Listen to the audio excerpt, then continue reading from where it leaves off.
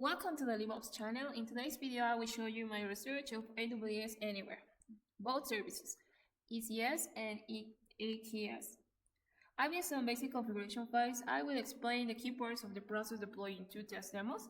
And let's start with a quick introduction. First, we have the containers. It works on my machine. That was the problem, but it solved that problem consistent on the behavior of the application, which can work in different environments. And talking about Kubernetes, Docker from a developer perspective was good, but problems began for the operational folks or people running containerized application in production. A funny phrase is Kubernetes, you need to dramatically uplift your telemetry store. So let's talk about AWS Anywhere. First, we have to know about the advantages and talking about data residency. Some companies need the data sovereignty regulations. And after that, we have the local data processing. Maybe you have your resources with good storage or some kind of features on your local workspace, and you can use it. And there are more benefits using some AWS Anywhere services. So firstly, we have to talk about ECS and the keywords you have to know. The task definition is a file that describes one or more containers. The maximum is 10 containers. You have to know about the parameters. Here I leave a link and you can check it. And also you have to know how to set up the task. So let's start with ECS Anywhere hands-on lab. First, we have to create a cluster, and as you can see here, first you have to create a cluster, and in the section infrastructure, you will have the option to register an external instance, and then after that, you will have a URL, and with that URL, you have to execute in your local resource, and it will be configured. After that, we have to create a task or a task definition. Before we say it, we have to set up the external instance. In this image, you can see my external instance is active, but I have to run a new task. But before I have to create a task definition, I choose to create a task definition using a JSON file. And then in the task section, I apply to this task. Here's the result. Finally, I can deploy my application. It's a simple application which the interface just show you this message, which is hello world AWS user group Katuamba. Here is the file, the task definition, which I did. I use an custom image, I did it, and an important point is just that.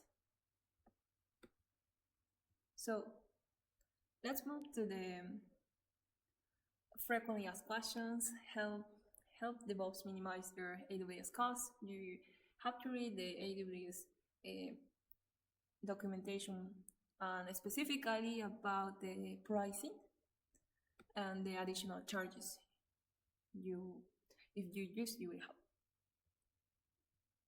And now we have to learn about ECS Anywhere and some keywords in the setup file you will find.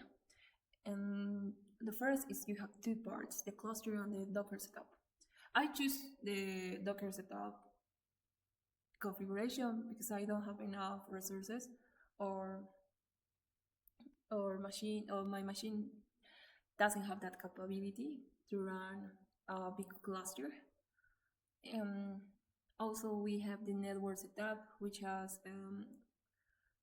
Silesium, such as the internal network, and it helps to communicate with each other nodes. An important parameter is an external data storage, which is the database is etcd to store important information about the cluster. And lastly, a little about the Docker basic use parameter, which I use the default configuration.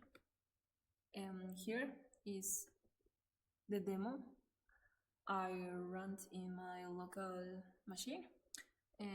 As I told you before, I use the cluster, Docker cluster, but it's only for test environments. You have to read about the prerequisites. Then after that, you have only deployed your cluster. You create your cluster and then you have to deploy your app.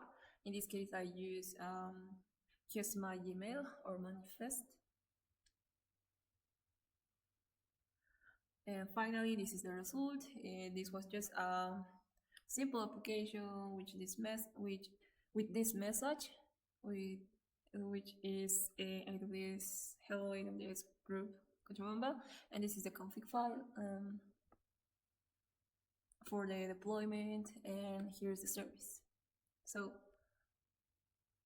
lastly, we have to know about the frequently asked questions, encourage others to optimize their AWS spending. So the pricing.